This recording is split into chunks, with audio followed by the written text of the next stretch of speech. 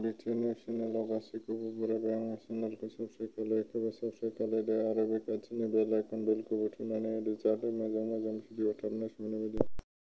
प्रमद बर' दैदेननाय U P P L सरकाराव election गेलेनो मोननानै गोजोननाय मोनदों होननानै बुंदों। बर'नि सासे जाखांफुनाय बिर जोहोलावआ 70 नं माजबाद बिधान सभा समस्तियाव बिजाथि मोननानै गोजोननाय मोनदों होननानै बुंदों आरो एबारनि बिसायख'थियाव देरहागोनखौ मिथिखानानै गोसोआव गावनि गोजोननायखौ रायजो-राजाफोरनि गेजेराव साबायखर बावदों एबा रायजो-राजाफोरनि गेजेराव फोरमायथिनानै होदों।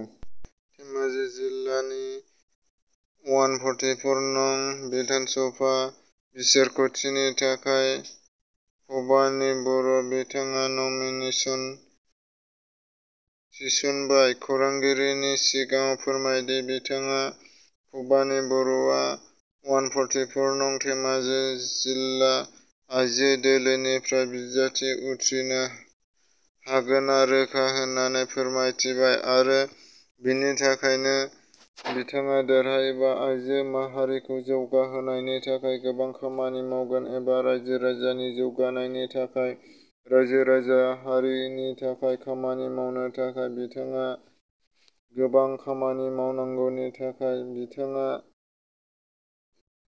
बिसायख'थियाव देरहायोबा बेफोरखौ मावलांनो थाखाय सानगासिनो दं होननानै बुंदों आरो रायजो-राजाफोरनि गेजेराव फोरमायथिनानै बुंदों।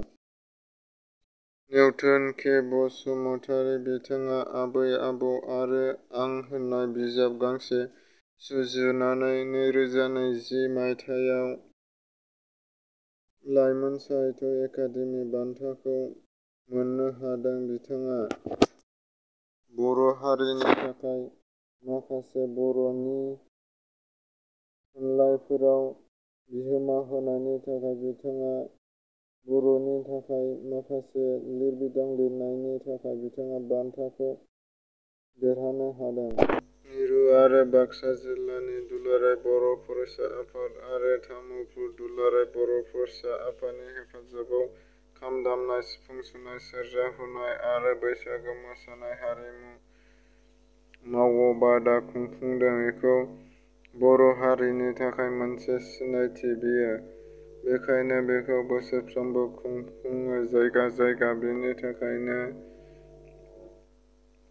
तामुलपुर, मगापुरि, बाक्सायाव खुंफुंनाय जादों। बेखौ आंनि चेनेलखौ साबस्क्राइब खालायदो आरो बे खाथिनि बेल आइकन बेलखौबो थुनानै होदो जाहाथे मोजां भिडिअ थाबैनो सौहैनाय बायदि। भिडिअखौ स्किप खालामालासिनो जोबजासिम नायलांगोन होननानै आसा खालामनाय थाबाय।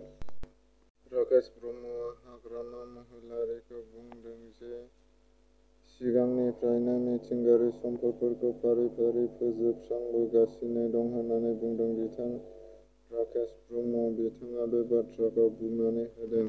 खौरांगिरिफोरनि सोंनायाव बे बाथ्राखौ बुंनानै होयो।